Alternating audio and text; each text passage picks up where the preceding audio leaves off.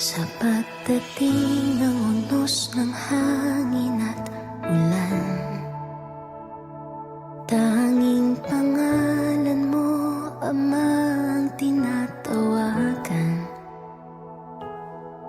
Ikaw aming tanglaw sa gitna ng karimlan. Pag-ibig mo sa tuwina ang aming sanggalang. Nahahawi ang dilim sa liwanag mong dala. Ikaw ang aming Diyos, ang tanging pag-asa. Sa iyong magagawa ay nagtitiwala, maglilingkod sa iyo habang may hininga.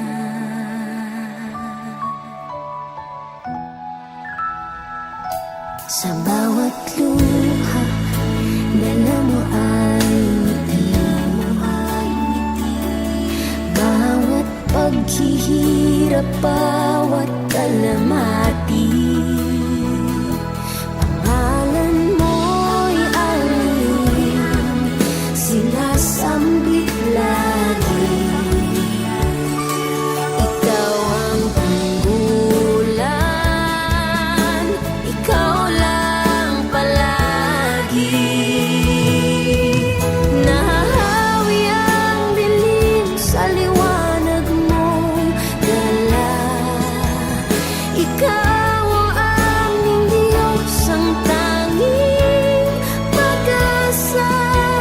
Sa iyong magagawa ay nagtitiwala, maglilingkod sa iyo habang may hininga. Kahit pa ang mundo ay magulaw, mananatili pa rin ikaw. Pangako mo'y siyang inaasahan, mananatili. Pag-ibig ay ikaw.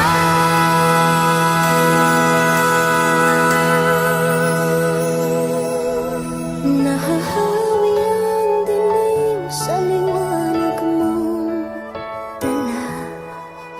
Ikaw ang aming Diyos, ang tanging pag-asa.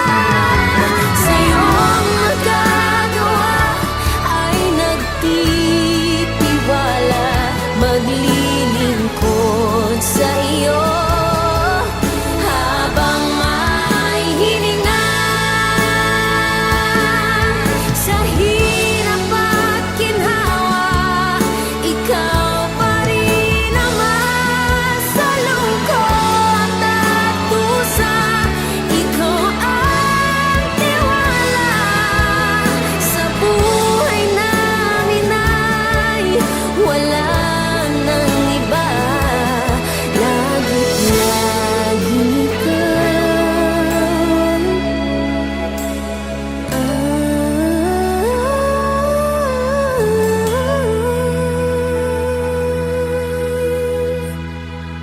pag-asa.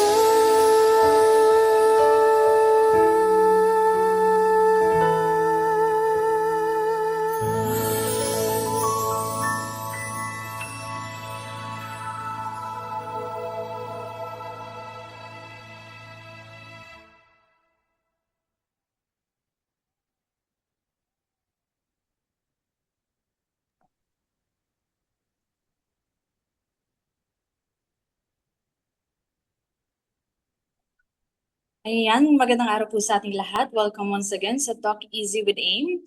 Ako po ang inyong bagong makakasama as the main host. I am Ma'am Joanne at isang karangalan po para sa akin na makasama kayo simula ngayong third quarter. Excited po akong medyo kinakabahan. Ang programa ito at makasama kayo mga ito mga bagong host, mga kasamang host natin, si Jane at Jules. Medyo kinakabahan pa ako. First kong mag-host ngayon.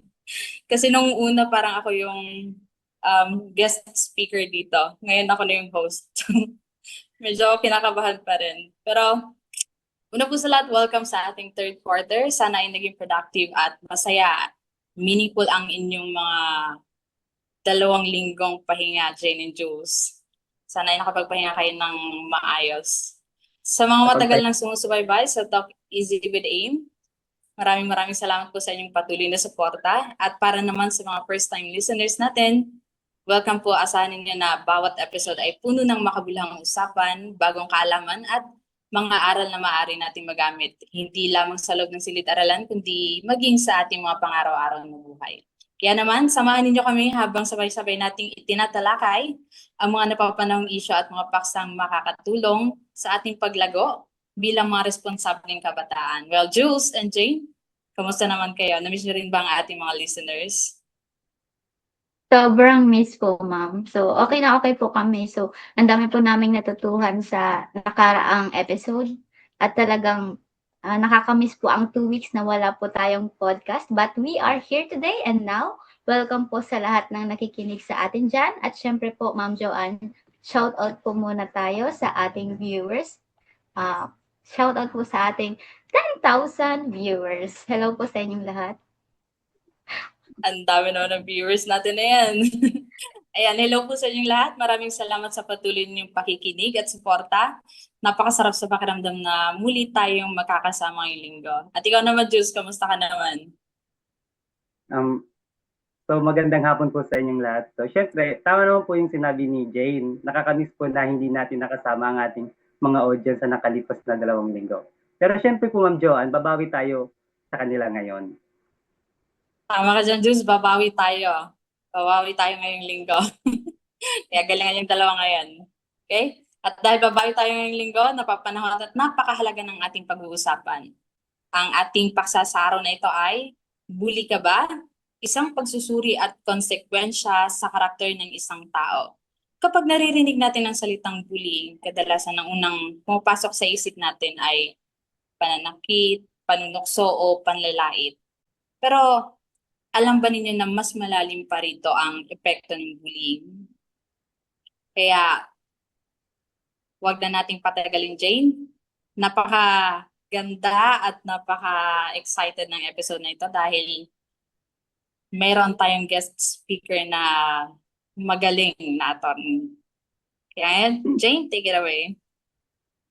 So let me introduce po our guest speaker, Attorney Grace Richel, or what we can call her Rich, Ma'am Rich Tiham, is a lawyer, educator, media professional, and digital marketing specialist with a multidisciplinary background spanning law, procurement, media, public service, and communications, with over a decade of experience in leading media networks such as CNN Philippines, ABS-CBN, TV5, and the Filipino Channel, or what we call the TFC. She developed strong expertise in strategic communication, content development, and public engagement, skills she now brings into legal education and governance. She also served as a consultant and editorial writer for media outlets in both the Philippines and Los Angeles, producing high-quality, impactful, and content across platforms. As an educator and speaker, Attorney Tiham has delivered lectures on various subjects, including procurement law, media law, digital marketing, and thesis and dissertation writing, and continues to mentor students, researchers, and bar candidates. Her academic excellence is marked by consistent scholarship from high school to law school, as well as recognition in various local and international competitions. She previously served as acting national president of the Association of Law Students of the Philippines, alongside holding key leadership roles in multiple academic and professional organizations. she has gained valuable law firm experience, having worked with local and international legal teams. Her public service experience includes working under a national government agency for more than 3 years, where she handled contracts and legal and procurement related matters. Currently, she is still a public servant. Above all, she remains grounded in her purpose to use her gifts and profession for God's greater glory. Let us welcome Attorney Rich Tiham. Ayan, salamat Jane. Maraming salamat. Isang mainit na welcome po sa ating napakahalagang panauhin. Thank you so much, Attorney Rich, sa pagbibigay ng inyong oras upang makasama namin kayo ngayong araw. Naniniwala po kami na marami kaming matututunan mula sa inyong mga karanasan at kaalaman tungkol sa bullying at sa mga batas na may kaugnayan dito, lalo na po yung napapanahong issue na to. Ayan, welcome po sa Talk Easy with Aim. Kamusta po kayo, Attorney? Maraming salamat sa napakagandang introduction kanina. Okay naman yung audio ko? Okay naman. Narinig po. Oo, ayan. Meron pala kayong graphics ID. Kaya binaba ko ng konti yung camera. Ayan. Can you hear me music? Okay naman din? Yes po. Alright. So, thank you so much for that very beautiful introduction, no? Napakahaba. So, sana naman ay maganda ang inyong Sunday afternoon. Kamusta naman yung mga nakikinig dyan? Can you have some heart reacts? Meron ba tayong mga heart reacts dyan sa live? Ayan, mag-comment lang kayo kapag may mga katanungan kayo, ha? Para ating masagot kung ano man yan. Alright, so sa ating mga host, maraming salamat din for introducing me. So, ano ba ang ating pag-uusapan? Sige, simulan na natin. Ayan, Jane, para makarami tayo, umpisahan mo na. Okay po. Ang una pong katanungan ay, ano po ba ang definition ng isang bullying act sa batas ng Pilipinas? At ano-ano po ba ang mga kategorya nito? Ayan. So, bago ko sagutin yan, gusto ko muna batiin yung mga viewers natin, no? Mga estudyante to, no? Mga high school students. Palakpakan nyo naman ang inyong mga sarili. Ayan, for being here. So, i-define natin kung ano yung bullying act, no? Actually, yung Anti-Bullying Act kasi, hindi siya yung primarily na nagpe-penalize nung bullying itself. So, ito ay parang guideline lang kung paano yung mga schools, kung paano gagawin nila in case na merong bullying. Alright? So, marami pong mga klase ng kaso na pwedeng sumaklaw or pwedeng violation ng mga batas natin, no? So, hindi lang Anti-Bullying Act, marami ang pwedeng ma-violate ng isang bully. Alright? So, bago yun, i-discuss muna natin, no? Kasi, maraming klase ng bullying, no? At marami ring batas na sumasaklaw dito. Depende yan sa lugar, paraan at uri ng abuse, no? Or ng pambubuli. So, meron tayong Republic Act 10627, which is the Anti-Bullying Act of 2013. So, ito yung pangunahing batas na naggo-govern, no, sa mga elementary at sekundaryang paatlan na dapat yung mga schools nyo ay sumusunod dito sa Anti-Bullying Act. Ayan. Sabihan nyo ako kapag ka medyo hindi okay yung audio ko, ha? Pero currently okay naman. We're good. Alright. So, yung sinasabi ko na RA 10627, yun yung sinasabi nito na yung mga schools nyo dapat may gagawin silang aksyon kapag ka nag-complain kayo sa kanila na merong bullying.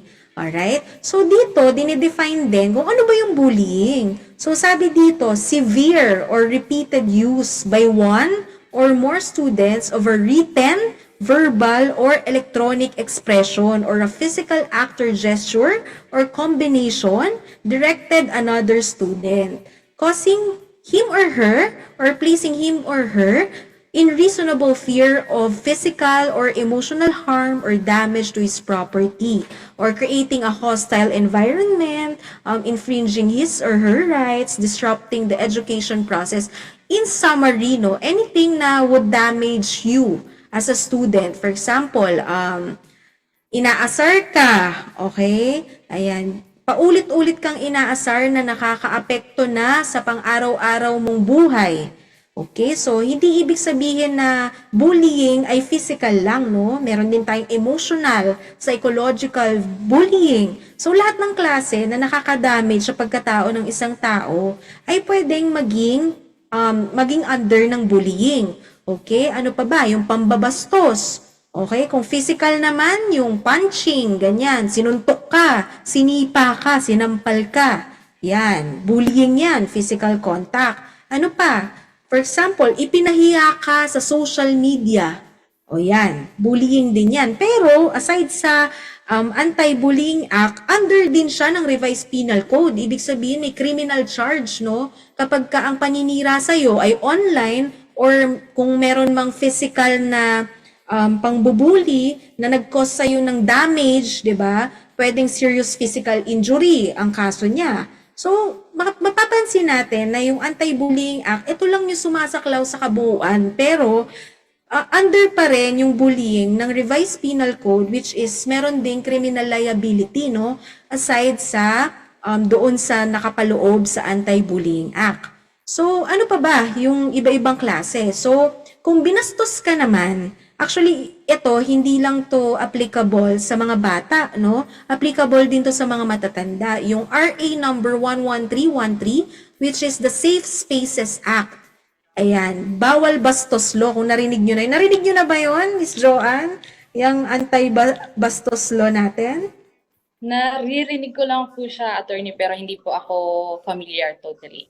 Okay, so sige, i-discuss natin. Ano naman yung anti-bastos law? Ibig sabihin, may gender-based o sexual harassment na aspeto. So, ibig sabihin, for example, binabastos ka bilang babae, di ba? O kaya bilang part ng LGBTQ, di ba? So, kung ganon, under siya ng Safe Spaces Act.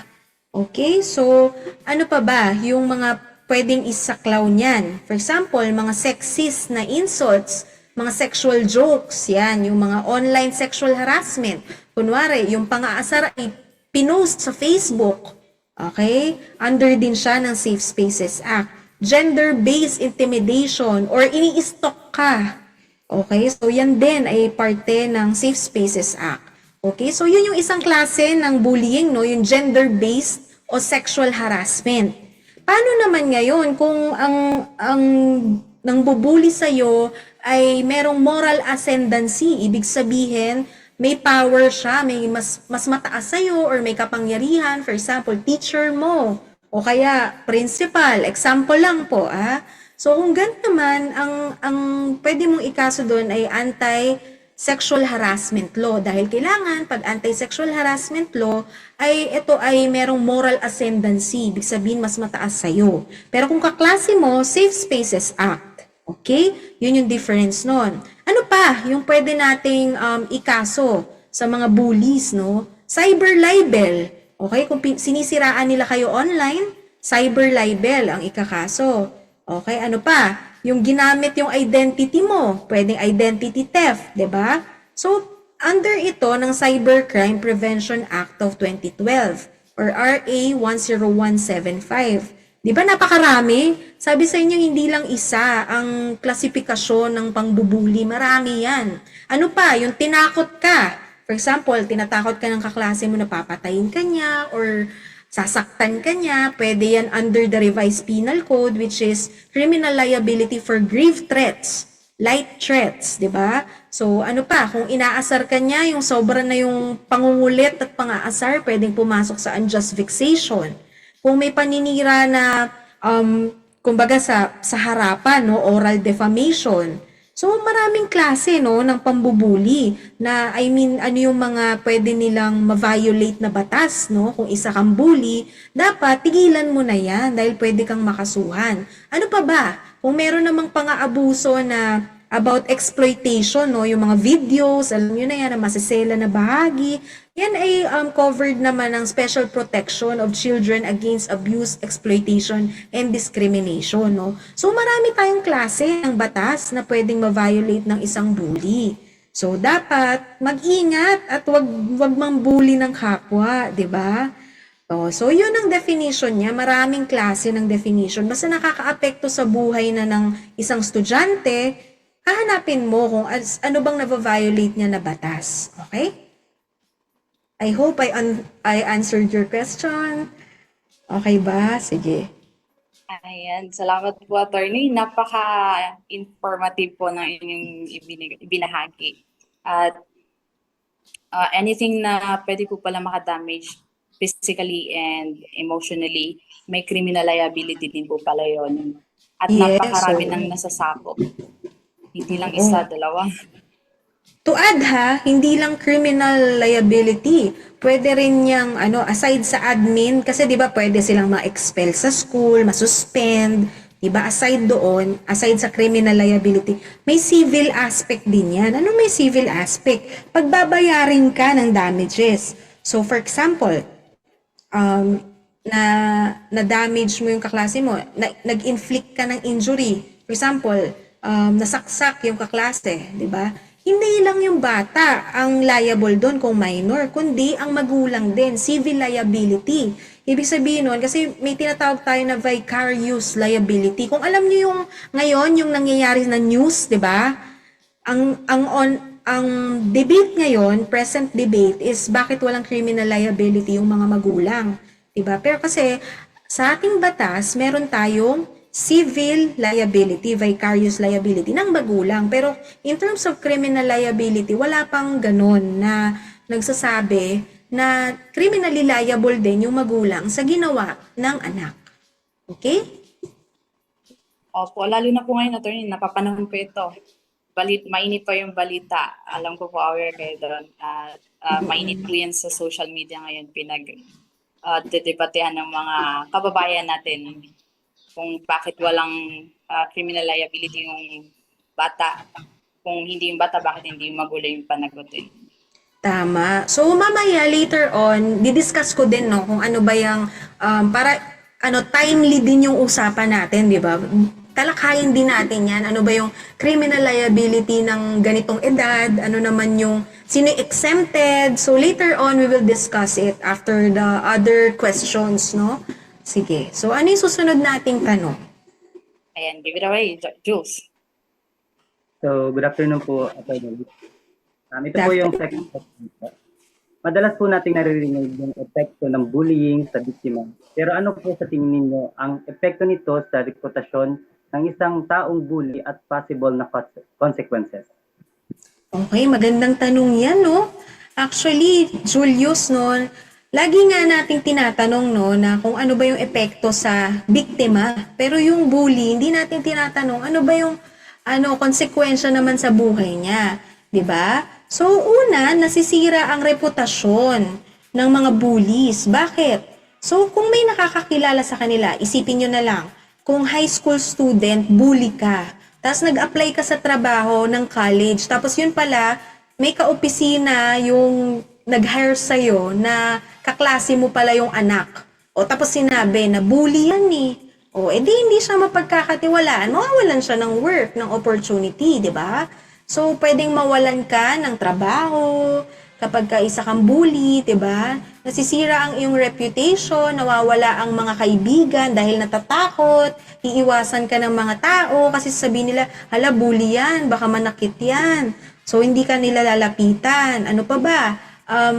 Kapag, sabi nga nila, 'di ba, parang tiwala yan eh. Kapag ka nabasag na, mahirap nang ibalik sa dati. Diba? Ganon din yun. Parang reputasyon din, diba? Kung damage na ang reputation mo, mahirap na yan ibalik.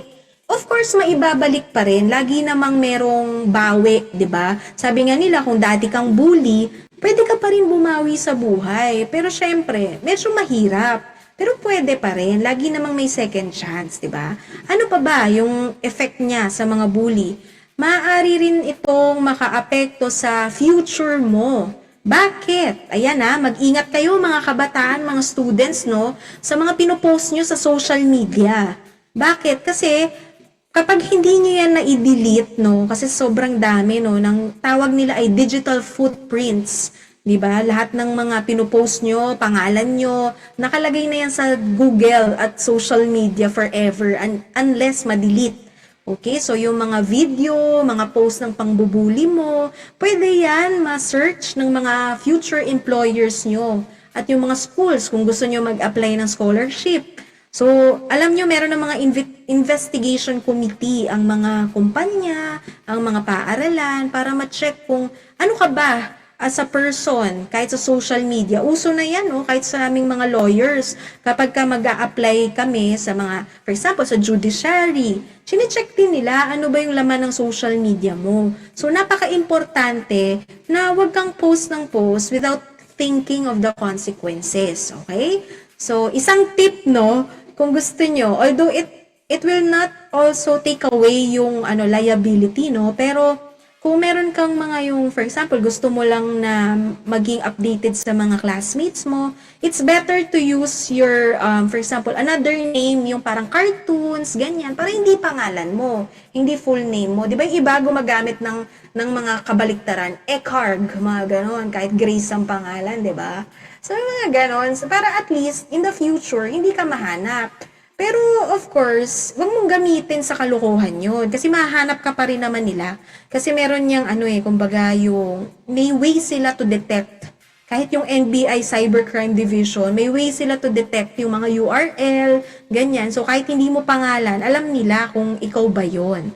Ano pa ba? Meron ding legal and disciplinary consequences. So, yung mga bullies, no, pwede kayong kasuhan ng mga inaapi nyo. So, pwede kayong kasuhan sa school. So, pwede kayong masuspend, expel. Diba? Ano pa ba? Criminal case, pwede. Na may civil liability. Pwede kayong makulong. Ibig sabihin, magbayad ng fine. So, napakarami, no, konsekwensya. So, kung ikaw ay isang bully, hindi naman niyang nakaka-cool. Diba? Mas maganda pa rin yung marunong kang rumispeto sa kapwa, di ba? Kasi yun yung mas kinakatakutan ng lahat, yung tahimik lang pero karespe-respeto kaysa yung kailangan mo pang patunayan na matapang ka, di ba? So, hindi biro ang konsekwensya ng pambubuli. So, kung may mga bullies dyan na nakikinig, tigilan na yan at mas mag-focus kayo sa growth nyo, no, as a student. Kasi ako, during my time, just to share, may mga kaklase rin akong bullies. Pero napansin namin, nung graduate na kami, sila yung mga hindi nagkaroon ng work, ganyan. Parang instead kasi na mag-focus sila sa growth, mas inuna nila yung pambubuli. So, wag ganun. Dapat yung dun tayo sa growth at pagiging mabuti. Tsaka pag marami kang kaibigan, mas maraming opportunities, 'di ba? Mas maraming trabaho kasi pag tinanong ka, pag may tinanong ng trabaho, uy, baka may kilala ka na kailangan ko ng ganito. For example, isa kang barista, coffee barista, 'di ba? Part-timer ka. May kaibigan ka na may coffee shop, sabihin, uy, kailangan ko ng barista, may kilala ka ba? Uy, may kakilala ko, mabait 'yun. O, 'di ba? 'Yun naman ang laging sasabihin eh. 'Di ba? So, sabi nga nila, I remember a quote na sabi na people remembers you not because you are great. Hindi dahil magaling ka. Ang naaalala nila is how you make them feel. Kung ano yung pinaramdam mo sa kanila, yun ang mas naaalala ng tao. So, iwasan natin ang pambubuli. Okay? Ayan. So, next question. Ayan, thank you po, attorney. Ayan, sa paalala ni attorney, yung mga bully dyan, sana nakikinig kayo. At ingat tayo lagi. Sa mga bully na nakikinig, mag-isip-isip tayo. Mas maigi na yung malinis yung ating present para in the future, mag-background check man sa atin, malinis yung magiging background natin in case maghanap tayo ng trabaho or kung saan man tayo mapunta. Dapat laging, sabi ko nga po, attorney, sa mga estudyante ko before, kasi I'm a teacher din po. Isa sa pinaka-mabigat na punishment ko kapag ang ginawa ng student is bullying. Kapag may bullying sa classroom, talagang 5 pages back-to-back, 30 lines. Hindi na ako mambubuli. After that, hindi na naulit. Oh, very good. Oo, yan yung mga magagandang yung penalty, no? Instead na mas awayin niyo yung mga bully, intindihin niyo sila, bakit sila ganun. Teacher pala si Ma'am Joanne. Palakpakan naman natin ang mga teachers. Yan kasi ang unang takbuhan ng mga ng mga naaapi, 'di ba? At kahit yung mga bullies, 'di ba? Minsan nagsusumbong din sila sa sa mga teachers, 'di ba? Opo. So yan, okay. Ayan, bago po tayo mag-continue, shoutout lang po. Hindi ko po nakikita yung live po natin sa ngayon at wala pong kuryente. So, naghihingalo po yung aking mga gadgets.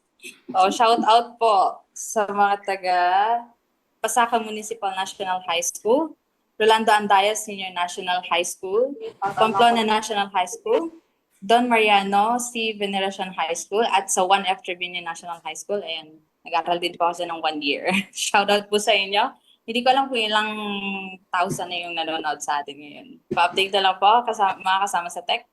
Ayan, next question po tayo para makarami tayo, Jane. So, shout out din po sa nambuli sa akin and nung elementary days. Ay, okay po. Sige po. Number 3 questions po.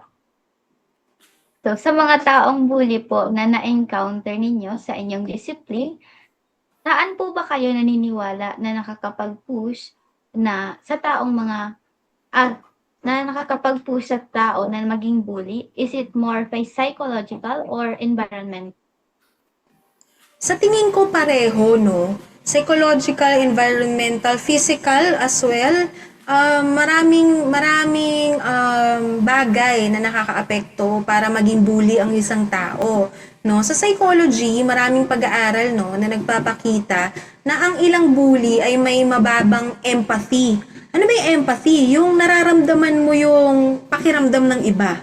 Okay? You place yourself to their shoes. So, yun yung empathy. Meron ding mga insecurities. Ibig sabihin, hindi sila confident. Okay? Or gusto lang nila makaramdam ng power. Baka inaapi sila sa bahay.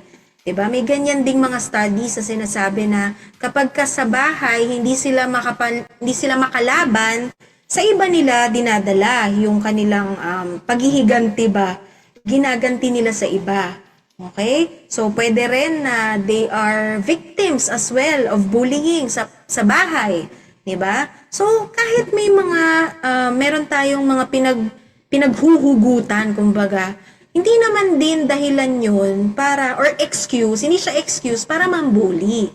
Okay? So, kung may mga ganyan man dito na nakikinig, na may mga pinagdaanan, na pangbubuli, i-divert nyo yung inyong nararamdaman sa mas magandang bagay. For example, mas mag-aral kayo mabuti. Kasi isipin nyo na, binubuli ako sa bahay, gagalingan ko nga sa school. Para at least, 'di ba, yung growth sa inyo, 'di ba? Hindi yung sinisira niyo yung sarili niyo. Kumbaga, inaapi na nga kayo, sisirain niyo pa yung sarili niyo. Hindi yun maganda. So, the better way is to help yourself, okay? Instead of worsening, 'di ba, the situation. Wag niyo palalain yung sitwasyon. Okay? Ano pa? Malaki rin yung epekto ng environment, no? Kung lumaki yung bata sa bahay na puro sigawan, pananakit, or kulang sa gabay, nane-neglect, diba? Kumbaga, wala siyang way na magsalita sa bahay. So, kadalasan, yung mga ganyan, dinadala nila sa school. So, para mainis nila yung mga magulang nila, mga-asar sila sa school o manghihiya sila sa school, diba? Pero, katulad nga nung sinabi ko, kahit may mga mahirap kayong pinagdadaanan, huwag nyo na sirain yung sarili nyo. Kumbaga, i-divert nyo yung energy, yung stress, yung gusto nyo maghiganti, i-divert nyo siya sa pag-aaral. Okay? Kasi marami ring taong dumaan sa hirap, pero pinili pa rin nilang maging mabuti. And of course, may blessing yan. 'Di ba? So maraming tao na dumadaan sa ganyan, no? Na naaabuso sa bahay, kahit nga yung mga words, 'di ba, na nakakasakit, 'di ba? Wag niyo siyang i-take as negative, i-divert niyo siya into positive, 'di ba? Ayun. Kahit ako, yung tatay ko ay very sumalangit nawa. He is very strong-willed, no, yung tatay ko. So medyo siya magsalita, 'di ba? I mean, pulis kasi yung tatay ko, no. Pero I did not take it na sirain ko yung life ko, kundi kung nakita nyo nga, naging abogado ako, di ba? So you divert it, you divert the negativity into something positive.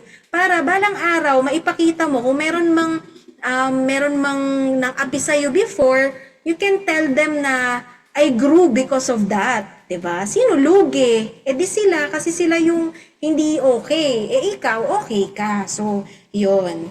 So, hindi natin kasi kontrolado yung environment natin, yung buhay, 'di ba? Ang kontrolado lang natin yung sarili natin. So, dapat dahil ang kontrolado natin yung sarili natin, gawin nating positive yung mga negative. Okay? So, 'yun. Ayan, tama po kayo, attorney. Salamat po sa napakagandang sagot. At alam naman po natin na, o dapat po nating maintindihan na hindi pinanganak ng isang bully. Maraming factors na maaaring makaapekto sa kanila. At lalong-lalo na po ngayon, ang isa sa tinitingnan na isa sa mga nagkakos ay social media at yung mga laro po sa online games. So, yun po yung isa sa mga tinitingnan po ngayon, lalo na po sa Pilipinas, yung mga cases po natin. At ayan, pero kahit ano po sabi nga ni attorney, tayo yung may control sa ating sarili, piliin natin mas maging mabuting tao. Kasi manners matter the most. Ano po? So sana sa mga nakikinig, mag-isip tayo bago tayo gumawa ng ating mga hakbang, isipin natin yung magiging consequence para hindi natin pagsisihan in the future. Diba, Jane and Jules? Tama yan. Ano, okay pa kayo, Jules? Bombarded na ng information. Yung mga Republic. Ayan. Mukhang mahiyain ang ating mga host, pero magaganda at pogi. Mga teachers ba kayo katulad ni Ma'am Joanne? Students? Ma'am. Student po sila. Wow. Magiging. Ano daw? Mga student po Yeah. sila. Mga student po. Mga students, alright. May gusto ba mag-gloss sa inyo? Parang gusto ni Jules. Parang iba yung ngiti ni ni Jane tsaka ni Julius eh. Oo, parang gusto pero parang kinakabahan pa. Okay lang yan. At least tama yung ginagawa nyo na you join podcast so that yung nyo rin, yung skills nyo, yung hosting skills nyo, kumbaga, mas ma-hone, 'di ba? Ako kasi I started din as a student, 'di ba? My first hosting was in kinder. I hosted the graduation ng kinder. Too much information. Alright, sige. Next question natin. Ayan, go Jules. So ito po yung fourth question po natin, attorney. Sa mga nangyayari po sa panahon natin ngayon na walang liability o pananagutan ang 14 years old and below na nakagawa ng krimen, ano po ang maire-recommend ninyo na maaari naming gawin para maproteksyonan din kami laban dito sa juvenile delinquents na ito kung sakali na maka-encounter kami ng kagaya nila?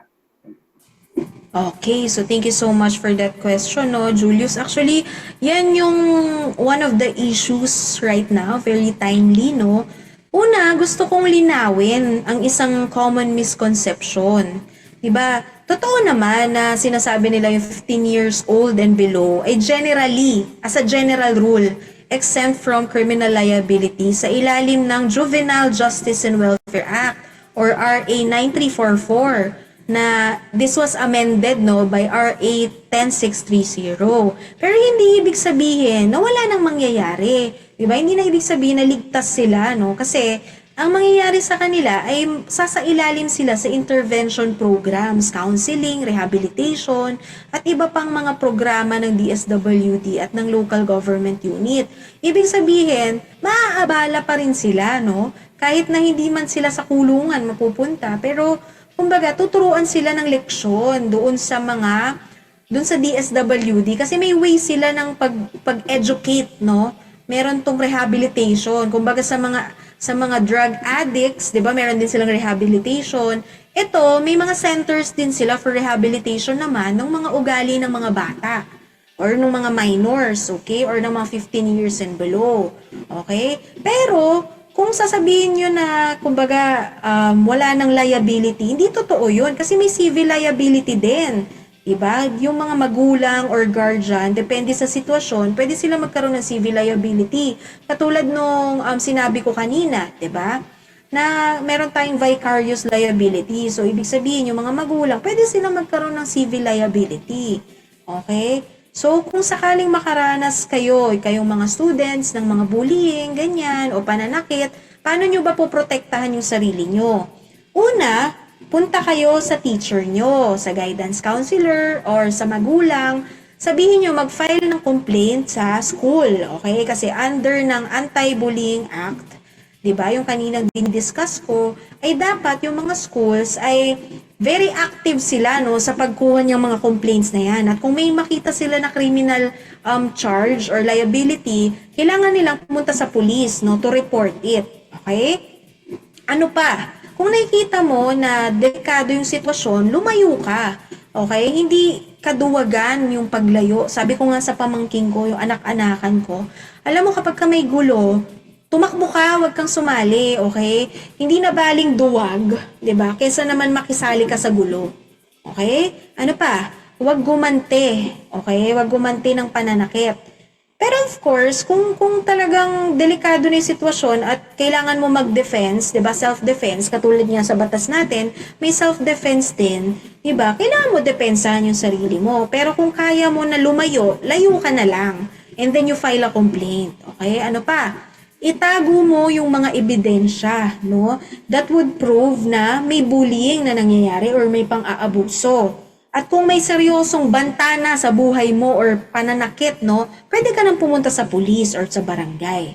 Okay? So, kailangan, kung nakakaranas ka niyang bullying, kailangan matapang ka. 'Di ba? Pero ang pagiging matapang, hindi ibig sabihin yan makikipagsuntukan ka na or aabangan mo na sa labas. Hindi ganon. Ang tunay na tapang ay yung paghingi ng tamang tulong. Okay? Kasi baka mas mapalala pa yung sitwasyon. Instead na yung bully mo, yung magiging liable, ikaw pang makasuhan. Ayaw naman natin yun, di ba? Ang gusto natin, mapanagot yung may kasalanan. Okay? So, hindi kahinaan ng pagsusumbong, okay? Kapag ang layunin mo ay maprotektahan yung sarili mo at yung mga ibang tao. Okay? I hope I answered that. Okay ba? So, may mga follow-up questions ba? Tanong lang kayo sa comment section sa ating mga viewers dyan, ng mga students. I know it's Sunday, pero the fact na you're watching right now, thank you so much. I hope matuto kayo dito sa ating podcast. Okay. Yes po, ma'am. May follow-up question lang po ako, ma'am. Sige po. Do you think po na sapat po yung intervention na magbago po sila? Sapat yung intervention ng DSWD. Ma'am, na magbago yung yung mga 14 yung mga 14 to 15 years old na nakapag-encounter nung krimen po. Actually, if you look at it, no, yung mga intervention programs, it just sounds like madali lang siya. Like, kala mo, masayang-masaya doon, di ba? Kasi pag narinig mo, intervention programs, counseling, rehabilitation. Kala mo, hindi siya nakakaabala doon sa 15 years and below. Hindi yun totoo, no? Mahirap din yung rehabilitation. Okay? Marami silang pagsasanay. Like, kailangan mo gumising ng maagang-maaga every day. May training siya, no? Ang DSWD ay ginagawa nila lahat ng makakaya nila para mas matrain yung estudyante or yung offender, no? Na kumbaga magbagong buhay. So, hindi ibig sabihin na maririnig mo na, ay, intervention lang yan, counseling lang yan, rehabilitation lang yan. Ay, madali para sa kanila, hindi. Okay? So, ako kasi nakapunta na ako sa DSWD, yung mga nayon ng kabataan, ganyan. Naka-visit na ako doon, no? At masasabi ko, isipin mo, kung nasa labas ka at hindi ka offender, nakakakain ka ng mga cravings mo, di ba? Gusto mo ng donut, punta kang SM, bili ka ng donuts, di ba? Gusto mong KFC, sa mga rehabilitation center, walang ganun. Kung ano yung pagkain ng isa, pagkain ng lahat, ganun yon.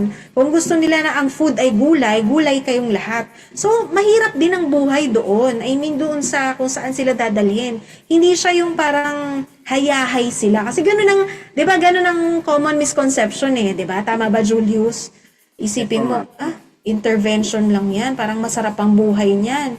Hindi, kasi tuturuan nga sila na ma-educate sila na kung ano ba yung tamang pamumuhay. So, hindi yun madali, di ba? Lalo na at ang pinanggalingan nila ay hindi tama, 'di ba? Kumbaga, napariwara sila So, kung itutuwid mo sila ng landas, mahirap gawin. Mahirap din for them to adjust, 'di ba?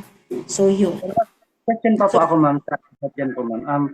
Bakit po, ma'am, hindi ginawa ng government po, ma'am, na, di ba, kung nakapag-commit nung yung isang, ano ba, 14 years old na, na student, ano ba, nakapag-commit siya ng krimen, which is like murder. Bakit po hindi ginawa ng government na pag nagtungtong siya ng 18 is doon na siya hatulan nung ginawa niyang krimen po, ma'am?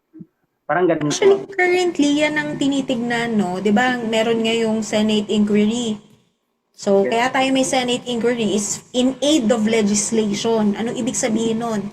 Kasi, kung meron kang batas na gustong i-legislate, gustong amyendahan, kailangan mong aralin yung case. Kaya sila pinatawag, di ba? Narinig nyo sa Senado, pinatawag sila, di ba? So, merong mga ganong possibilities na pwede naman siyang ma-amend in the future. Depende na sa pag-aaral nila kung it will be beneficial, no?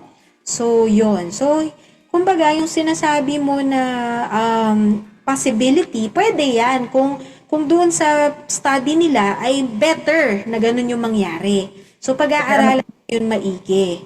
Okay? Kasi, Gusto ko yung mga tanong mo, Julius. Go, ano pa? kasi unfair naman po kasi doon, ma'am, sa, ma'am, sa, halimbawa, yung family, ma'am, na parang na-diskurso nung, ng murder doon sa anak niya. Parang unfair naman, ma'am, na parang walang justice lang or for iano lang sa DSWD. Kasi for me lang po kasi, ma'am, parang hindi fair yung sa DSWD lang sila parang ganun lang mo yung thinking ko, ma'am. Oo, naintindihan naman kita, Julius, no? Actually, marami namang nagsasabi niyan, 'di ba? Kumbaga, yan nga yung current na debate, 'di ba? Bakit sa DSWD lang? Pero if you look at it, hindi lang naman yung DSWD lang, hindi kasi nila nakikita din ano ba yung buhay dun sa loob ng DSWD. Kala mo kasi ano siya parang masarap ang buhay doon, 'di ba? Para malayo ka sa pamilya mo and all, 'di ba? Yeah, hindi siya it's not easy. Okay, so parang kala mo lang, hindi lang nila ina-explain kung paano yung programs nila, no? Ano yung ginagawa nila doon sa lugar kung saan dadalhin yung mga offenders, 'di ba? Pero ang masasabi ko lang kasi ako nakapunta na ako doon, naka-visit na ako. Hindi rin madali yung programs, no? Kumbaga mahihirapan din talaga sila. Pero I understand yung predicament ng mga tao na sinasabi nila na hindi nga fair kasi ang buhay, sabi nga nila, hindi yan natatawaran ng pera or kahit kasi buhay yan Kahit anong gawin mo, kahit patawan mo yan ng pinaka-grave na penalty, hindi mo na mababalik yung buhay ng tao. Diba? Kaya yun yung current debate. Kaya pinag-aaralan ng Senado na i-amend yung law. Okay? So, yun lang. Pinapakita ko lang din sa inyo yung different perspective. Ano yung perspective ng DSWD? Ano yung perspective naman nung mga tao na yung katulad nung sinasabi ni Julius na ganun yung pananaw. Kasi kahit ako, kung hindi ako nakapunta doon sa mga intervention programs, ganyan, hindi ko malalaman na, hindi pala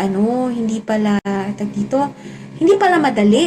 Hindi ko pala malalaman na, mahirap din pala kasi kumbaga, yung buhay na dapat na meron ka, for example, kapag nasa labas ka kasi, malaya kang bumili, malaya kang mag-SM, malaya kang mamasyal, diba? Malaya kang pumunta sa mga kaibigan mo. Sa DSWD, hindi. May training sila kung ano lang kailan lang pwede ang dumadalaw, ganun. Hindi ka malaya, in other words. Hindi siya total freedom. Kasi nga, i-educate ka na maging mabuting tao. Diba? Ayun. Okay. Go. Ano pang questions natin? Gusto ko yung mga nagtatanong kayo, no? Sige. Next question.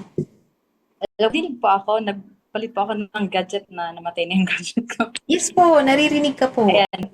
Go Okay ahead. po, thank you po, attorney. I can attest po dun kasi naka-visit na rin po ako sa ganung mga facility. Mga twice or thrice po ata yun. Nagkaroon po kami ng feeding program. And I can attest po na may oras sila ng paggising, maagang maaga. May pagkain lang na specific sa araw na yon. And may mga activities silang kailangan sundin. So nakita ko na hindi masarap yung buhay sa loob din talaga. Yes, hindi siya easy, 'di ba? Akala mo kasi parang intervention program, hayahay sila. Hindi ganoon. Kala nyo lang. Kasi ang ganda ng term intervention program, rehabilitation. Pinaganda yung word Pero yun nga, katulad ng sinabi ni Ma'am Joanne, kapag nandun ka sa loob, may kita mo na. Tsaka syempre yung food nila, hindi siya yung nakakain natin sa labas. Like, I mean, hindi siya yung kung ano yung gusto mong pagkain, gusto mo ng hotdog ngayon, wala silang ganon. Kung ang ulam ng lahat ay repolyo, repolyo kayong lahat, ganon. Tsaka hindi ka rin pwede magreklamo sa lasa. 'Di ba? Kaya, yun, it's not easy. I mean, the life there is not easy. Unlike sa naiisip ng mga tao na hindi pa mga nakapunta doon. Opo, tama po kayo, attorney. Hindi po madali yung buhay nila sa loob talaga. Dito, si Jules, kapag gusto mo matulog nang walang pasok, pwede kang matulog. Diba? Tama. Oh, gusto ng Starbucks, pwedeng bumili ng Starbucks, 'di ba? Sila Pero- yun. Pero doon po, pag gusto mong inaantok ka, hindi ka makakatulog. Kasi may oras lang yung pagtulog nyo. So, hindi masarap yung buhay doon. Tapos gusto mo maglaro, for example, meron kang yung mga laruan ngayon, Nintendo ba? Yung mga ganon, hindi ka pwede magpasok sa loob. Gusto mo mag-cellphone, mag-social media, mag-Facebook, hindi pwede. Oh, 'di ba? So, you miss half of your life or halos entire na ng buhay mo kasi wala kang social life, walang ano. Tapos syempre, yung record mo na nagganon ka, pag nalaman sa trabaho, 'di ba? I mean, if you will apply later on, may kita pa rin 'yun, may record pa rin sa NBI 'yun. Ayun, hindi naman siya yung kala nyo totally wiped out yung record. Hindi. Makikita kung may mga case ka before. 'Di ba? Tsaka kung hindi, isa pa pala para to add to it, no? Para iwasan ng mga kabataan natin diyan, mga students na gumawa ng any crime, no? Na kahit na sabihin nyo, juvenile justice naman, so di ako maaano. Tandaan nyo na yung mga probation law, para lang yan sa mga first time offender. Paano kung balang araw, di ba, nadamay ka or naano ka? So, hindi mo na ngayon magagamit yung probation, di ba? Kasi hindi ka na first time offender. So, yung mga ganon, maraming downside, no? Yung pagiging offender. Kaya wag nyong gawin. Okay? Ayan. Opo, tama po kayo. Huwag minamaliit yung first time. Oo, di ba? Kasi parang gano'n ang sinasabi Kasi na, pag nagamit yung first time na yan. Ayan, may mga nagko-comment, may nababasa ako Sabi niya, para din pala silang nakakulong, okay, ganun pala ang intervention. O, di ba? Hindi naman kasi ibig sabihin na intervention programs ay parang malayang-malaya sila. Hindi. Meron din silang sinusunod na program. Okay? May schedule. Para siyang school. Syempre, lalo na yung ibang mga bullies, mga ayaw mag-aral niyan, di ba? Kung ikaw ay obliged to follow the rules, the schedule na kailangan everyday ganitong oras ka 6 AM. Pag sa school hindi naman ganun kalaging 'di ba? Tapos syempre tuturuan sila maglinis, maganyan. Kung nasa bahay ka hindi ka naman laging 'di ba nire-require ng magulang mo na maglinis. So yun, okay? So just to give you parang backgrounder of both sides, okay? Sige. Opo, ma'am, may mga question po tayo sa comment section. Jules, pwede mo bang mabasa?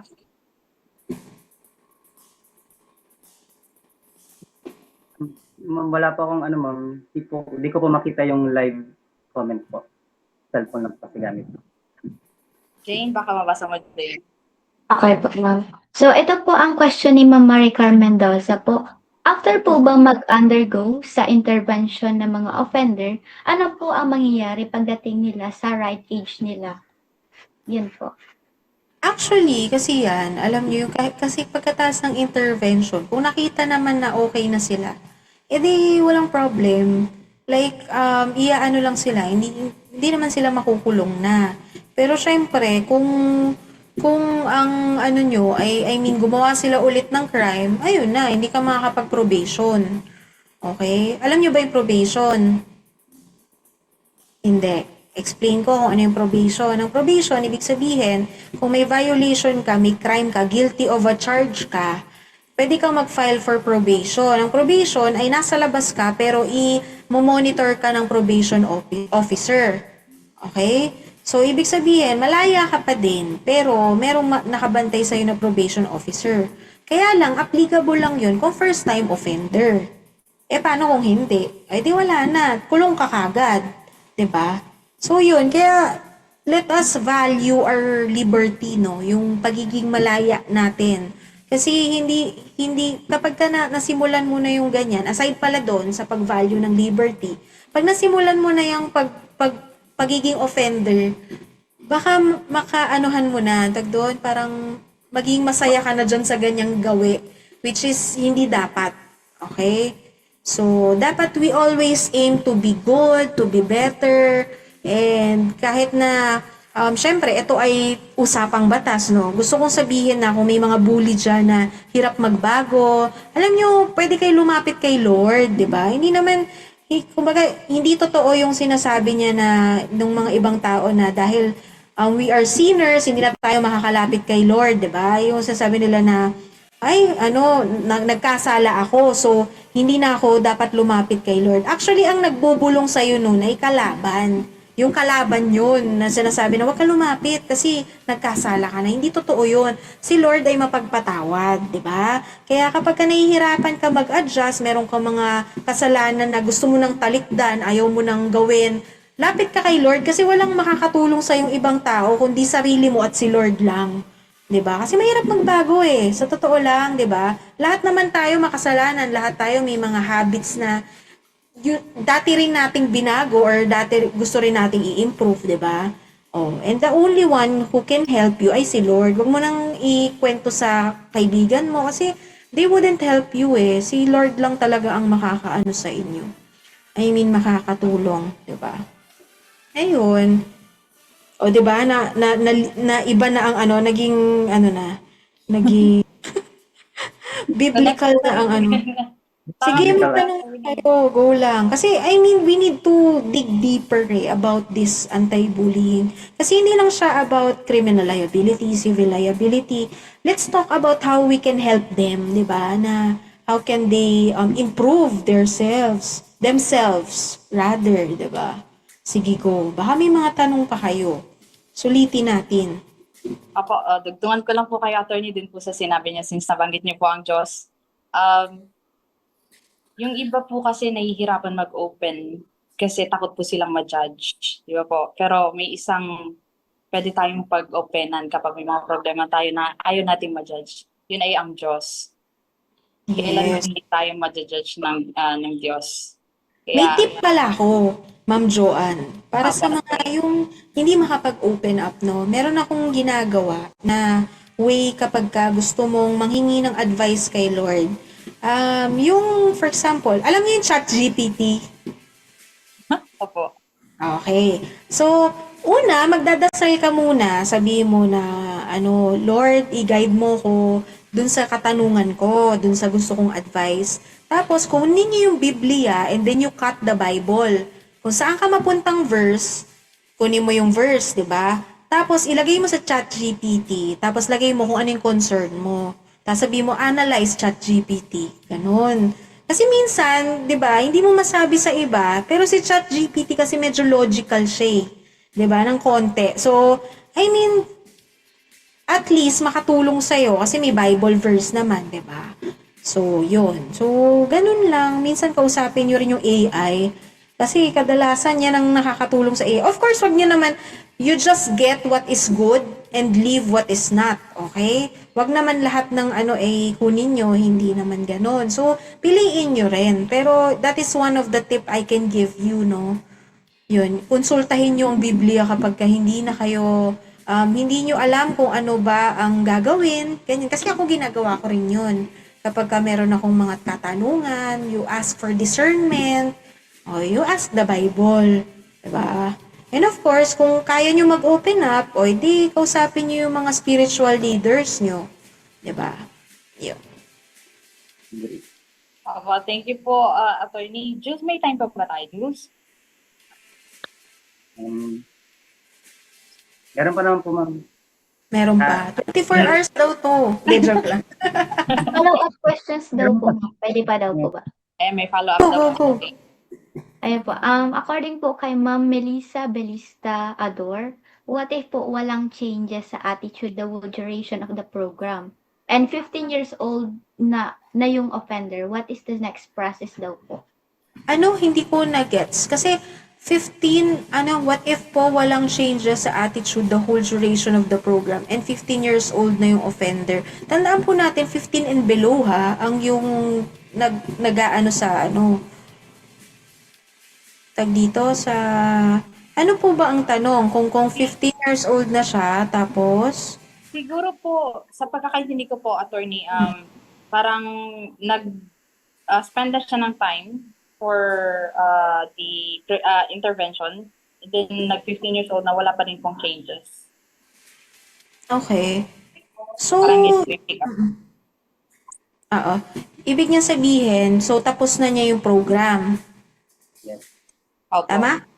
Okay, pero kumbaga 15 years old na siya, tama ba? 15 years old, tapos gumawa ba siya? Kung hindi naman siya gumawa ng crime at natapos niya yung intervention, walang mangyayari sa kanya unless gumawa siya ulit ng panibagong crime.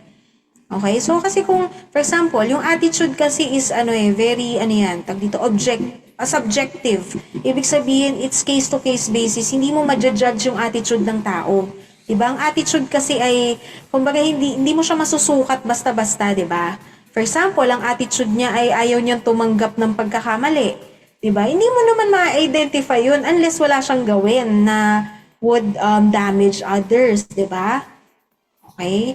Pero kung ang tanong niya ay kung yung mahigit 15 years old na, mga 16 to 18 years old, basta yung mahigit 15 to 18 years old, di ba, merong ganun sa batas natin, no? Pagka 15 to 18, hindi naman ibig sabihin na exempted na sila, okay?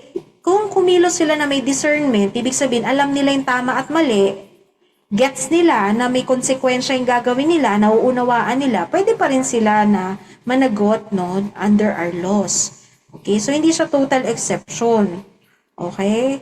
Na yun. I hope I answered your question. Kung sinabi mo na natapos niyo yung intervention, wala namang mangyayari na. Basta tapos na yung tapos na yung kasi it's up to the kumbaga, yung attitude kasi mahirap siyang sukatin Diba? Basta natapos niya, na-accomplish niya, okay na yun. Pero kung gumawa siya ng mali ulit, yun na, ibang usapan na yun. Okay? Ayan, thank you so much for your questions. Go lang kung magtanong pa kayo para Go lang. Ayan, salamat po, Attorney. Medyo bombarded na kami ng information today. Napakarami na po namin natutunan. Kala ko 24 hours tayo. Charing. Gusto pa po sana namin baka may tanong pa tayo sa Sa? comment section, Jane. May nakikita pa ba kayong question?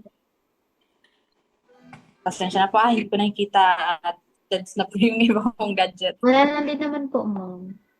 Ayan, so far, nasagot na po ni Attorney lahat po ng katanungan. Tanungin ko lang po muna, Attorney, yung ating mga co-host kung ano-ano na ba yung natutunan nila sa araw na ito. Nahin natin si Jane, ladies first. So, eto lang. Isa-summarize ko na lang po siguro, ma'am. So, ang dami ko pong natutunan. And then, nakarelate po talaga ako kasi those past few years po, nung elementary days is nabully din po siguro. Nagbully din po ako from grade 1 to grade 6. Yan. Consistent po. Nabully ka? Nabully Yes or po. nabully? Nabully po. Ako Okay. po yung nabully. Siyempre, iyakin po ako nung dati. Siyempre po. So, agree po ako dun sa sinabi mo, Attorney, na kapag nabully ka po is dapat i-focus mo lang po yung growth mo and then mag-focus ka po doon sa makakabuti po sa iyo. And then, para mapatunayan po sa kanila na kahit po ganon yung ginawa sa akin is kaya ko pong mag-improve. And then, yun po. So, sabi mo po kanina is, wag po tayong magbully sa ibang tao kapag kung ayaw po nating mangyari din po sa atin yun. Kasi, syempre po, ang balik po talaga sa atin nun is, syempre po, naniniwala po ako sa karma. Syempre po, kapag, kunwari, is na binuli mo yun dati, what if naging successful po siya compared sa'yo. So, tapos doon, parang nag-apply ka po doon sa work, di mo alam sa kanya pala yung company, syempre po. Ganon. Syempre may mga nangyayari pong ganon. So, and then aside from that po, is, yung mga bullies po, hindi po natin alam na kung may problems po silang kikimkim or mga, dahil po, hindi po natin alam kung bakit po sila nangbubuli or hindi po natin alam kung ano po yung mga nararanasan din po nila.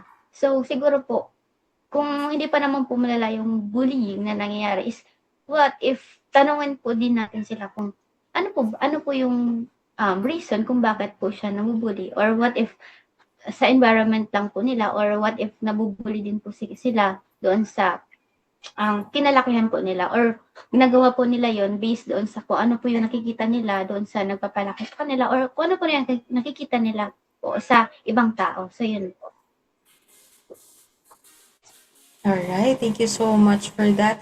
Isa pala to add, no, baka lang ito yung perspective nung nagtanong, no. What if walang pagbabago, parang mag-o-offender pa rin siya? It's up to the DSWD, no, to evaluate kung kailangan pa niya ng more intervention program. So, hindi naman ibig sabihin na natapos na niya, okay na yun. Hindi, check pa rin sila ng DSWD. Follow-up question lang po, attorney. Sige po. 15 po natapos na nila yung intervention, hindi pa rin po ba sila makakalabas nun? Kapag? Sabi Kapag- ko, until 15 po sila sa loob. Kapag wala pong changes, Oo, mag-ano pa rin sila ng intervention program. Tuloy-tuloy pa din yun. kahit mag 16, 17 na po sila. Mm-mm. Akala po namin pag 15 lalabas nila whether may pagbabago or wala. Continue Oo. wala. Ganun siya. So, kapag i-stay pa rin siya dun sa intervention program. Okay po. Thank you po, attorney. And Jules, ikaw naman, Jules. So, ako naman po, madami din po ako natutunan ngayon araw na ito. So, pauntiin ko na lang po yung sasabihin kasi wala na pong oras. So, dun nga po sa bullying is hindi lang po pala isa lang yung tinutukoy ng bullying. Marami po pala siyang mga iba-iba pang factors, which is yung sinabi nga ni Ma'am na yung sa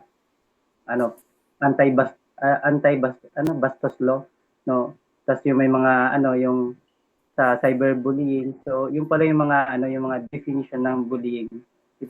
Hindi lang sa emotional, hindi lang physical, kundi pati rin sa mga sa mga technologies na ginagamit like social media. And then yun po, kapag bully ka, there are some consequences na may ibibigay sa iyo, and dapat sabi nga ni attorney na dapat maging mabuting tao tayo kasi kapag siyempre pag nambuli tayo ng tao, hindi lang tayo yung maapektuhan kundi pati na rin yung binubuli natin. Kasi siyempre pag nagbuli tayo ng isang tao, unang-una masisira yung reputation natin, and then parang double kill, parang tinatawag yung sa mga sa palaro, yung parang double kill, yung ikaw rin ang bully tapos yung binuli mo maaapektuhan din. So dapat maging din po tayo, maging magrespeto tayo sa ibang tao. And then also po is involved din po dito yung mga parents na dapat yung mga anak natin is dapat simulat sa maliit pa lang dapat turuan na natin sila ng mga good manners para until paglaki nila is marunong silang rumespeto sa tao. Yun lamang po. Salamat po. Ayan, salamat, Jules. halatang napakaraming natutunan ng dalawang ito at sana ay madala nyo hanggang sa inyong pagtanda, di ba? Huwag kayong maging bully, Luz and Jane. Alam nyo ang magiging consequence. Tandaan niyo yung mga sabi ni Attorney Rich. Napaisip-isip nga ako eh, hindi na ako mag-joke sa mga kaibigan ko. Baka maging baka misunderstand, baka bully.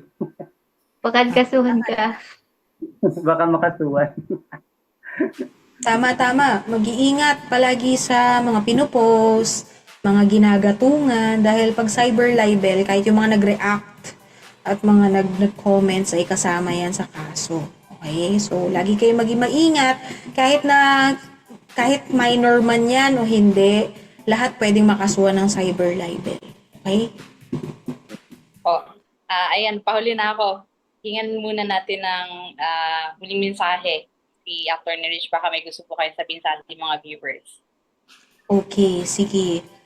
Unang-una, para dun sa mga dating bully or mga bully ngayon na dito, parang maraming pinagdaanan, you ask help. Don't be afraid to ask help. Kung hindi kayo makapag-open up, ask help from the Lord, 'di ba? Kung hindi aside kay Lord, pwede kayo mag-chat GPT kung ayaw nyo ipalabas yung mga saloobin nyo, 'di ba? Sa lahat ng mga kabataan, mga students, alam ko ang mga audience natin ay mga high school students, 'di ba? Okay?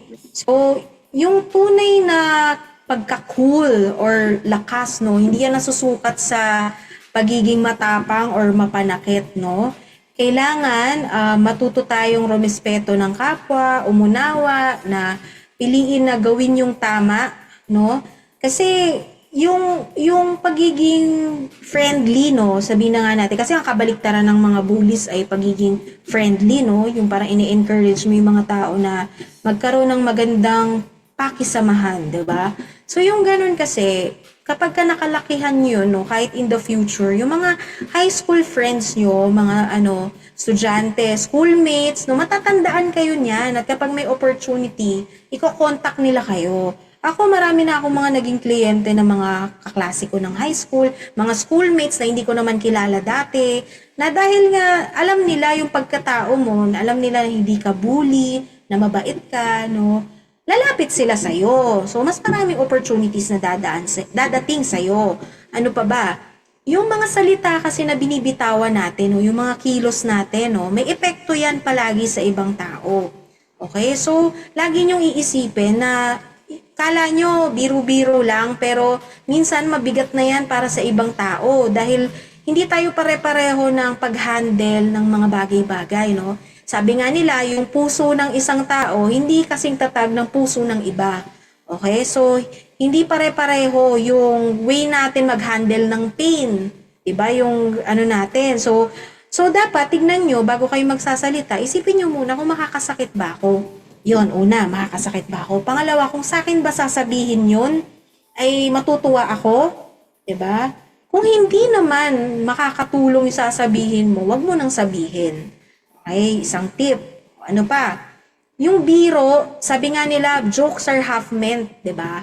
So, yung mga biro, wag niyong isipin na dahil joke lang 'yon, ay hindi na 'yon iti-take seriously ng kausap niyo. Kasi nga sabi nga, jokes are half meant. Ibig sabihin, half of it is true, 'di ba? So, may probability na totoo siya.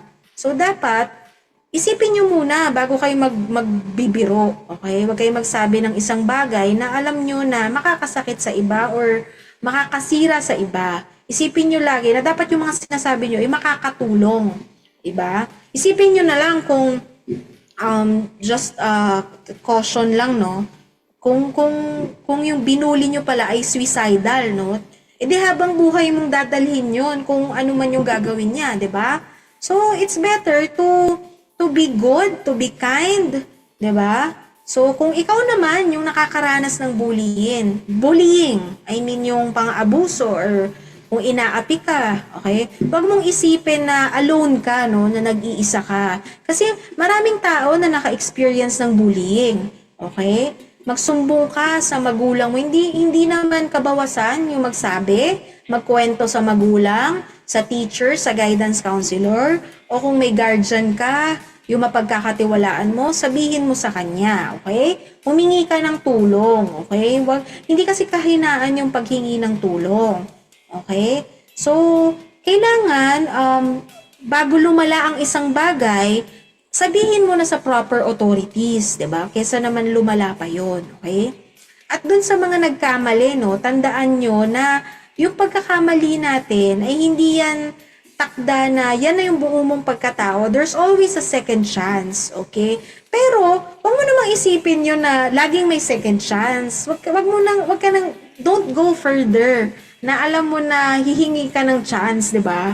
Ngayon pa lang, ayusin mo na yung sarili mo, wag ka mang bully, maging mabuti kang tao. Pero dun sa mga talagang nagkamali na, 'di ba? Laging may pagkakataon na magbago, no? Sabi nga, si Lord ay very forgiving, merciful, 'di ba? Si Lord. So, lumapit ka doon kahit makasalanan ka o ano, kung may nagawa ka mang masama, lumapit ka doon kasi si Lord lang ang makakatulong sa iyo. At pangalawa, magulang mo. Tandaan mo 'yan, ang magulang kahit na gaano kasakit yung ginawa mo, sabihin mo sa magulang mo dahil sila yung makakatulong sa iyo. Okay? At yung pagbabago kasi, it starts with admitting na mali ka. Okay? So, dapat naniniwala ka na may pagkakamali ka. Kasi from there, you change. Okay? You choose the better. Okay? Every day. Okay? So, to conclude, no, bilang pagtatapos, nais ko lang ipaalala na yung batas ay nandiyan to protect everyone. Okay? Yung mga nabully, mga naapi, pero mas maganda pa rin kung magtutulungan tayo. Huwag tayo maging enabler ng mga bullies, no? Kung may nakikita kayong kaklase nyo na binubully, kayo na yung magsumbong sa teacher. Okay? So, huwag tayong maging enabler, huwag nating hayaan, huwag tayong maging passive, no? Ibig sabihin, kung may nakikita tayong mali sa lipunan or sa komunidad, let's speak out, no? Okay? So, yun lang. Kung may nakita rin kayong kaklase nyo na sinasaktan or ano, pwede nyo isabihin sa magulang niya or sa teacher. Okay? So, yun lang. So, I hope you learned a lot from today's podcast. At maraming salamat sa pakikinig. Sana ay umalis tayo rito na hindi lamang marami ang natutunan, no, tungkol sa bullying, kundi mas determinado tayo na maging mabuting tao. Okay? God bless you all. At mabuhay ang podcast na ito. Talk is See with Aim. Ayan. Thank you so much to the host as well. Opo, ayan. Maraming salamat po, Attorney Rich, sa pagbabahagi po ng inyong panahon, kaalaman at inspirasyon po. Tunay na napakaganda ng ating naging talakayan sa araw na ito. At sana ay maraming natutunan yung ating mga listeners. Pati na rin po kami, marami po kaming natutunan. Maraming salamat po. At sa ating pong mga nakikinig, sana po ay may uwi kayo sa araw nito ng napaka magagandang impormasyon. At lagi po nating tatandaan na hindi sukatan ang lakas, sabi nga po ni Ma'am Rich, ni Attorney Rich, na hindi sukatan ng lakas ang pananakit o pananakot sa kapwa. Ang tunay na matapang ay ang marunong rumespeto, umunawa at tumayo para sa tama. Kung may kakilala kayong nakararanas naman ng bullying, sabi nga ni attorney, kayo na mismo magsumbong sa teacher nyo. At doon naman po sa mga nabubully, kung nakakaranas kayo ng bullying, huwag nating ilagay sa ating mga kamay yung batas. Lumapit tayo sa mga nakakataas para matulungan tayo. O huwag tayong humantong sa lalagay na natin yung batas sa ating mga kamay. At sa mga bully naman, sana ay magbago tayo kasi lahat ng ginagawa natin ay babalik din yun sa atin. Kung may mga nagsasabi na bakit yung mga masasama hindi pa pinapatay ng Diyos o hindi pa inaalis, kasi po binibigyan sila ng chance. So sabi nga ni attorney, lagi may second chance, pero wag nating sasayangin yung second chance na ibibigay sa atin. Sana ay once na mabigyan tayo ng second chance, i-grab na natin yan para magbago tayo. Kasi kahit anumang gawin natin ngayon, for sure, mabuti man or masama, mag-iiwan yun ng baka sa buhay natin. At lagi nating iingatan yung mga lumalabas sa bibig natin. Kasi physically, gumagaling yung sugat, gumagaling yung mga tinamo nating pasa.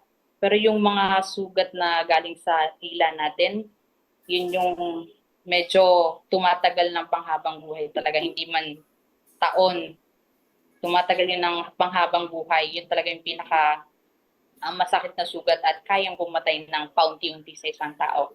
Kaya bago tayo bitaw ng salita, isipin muna natin kung ito pa ay makakabuti sa ating kapwa or mapapasama tayo. Ano po? At lagi ko itong pinangahawakang prinsipyo na ito na kung ano yung ayaw mong gawin sa'yo, huwag mong gawin sa iba. So, sana po ayun, may natutunan tayo. At bago tayo magtapos sa araw na ito, we would like to acknowledge the following persons. Mr. JC Balabag, ang ating broadcast producer. From Red Ligaspi, Attorney Jerlo Rial, from Red National President for Coordination of Guest Speaker, at Ma'am Grace Galang, ang ating pong executive producer. Ayan, thank you po sa inyong lahat, sa ating mga technical, mga kasama natin sa tech. At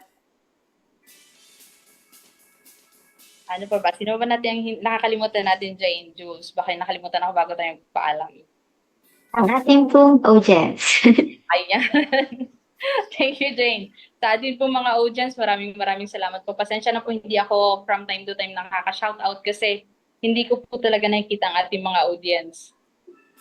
Wala pong kuryente dito sa amin. Ayan. Maraming salamat po once again. Ako po si Ma'am Joanne, ang inyo pong main host today. Kasama po si Julius at Jane, ang ating mga co-host. At syempre, ang ating guest speaker, si Attorney Rich. At ito po ang Talk Easy with AIM, kung saan sama-sama tayong natututo, nag-iisip at lumalagaw bilang mabubuting tao. Hanggang sa muli po, God bless everyone and have a wonderful day. Maraming salamat po.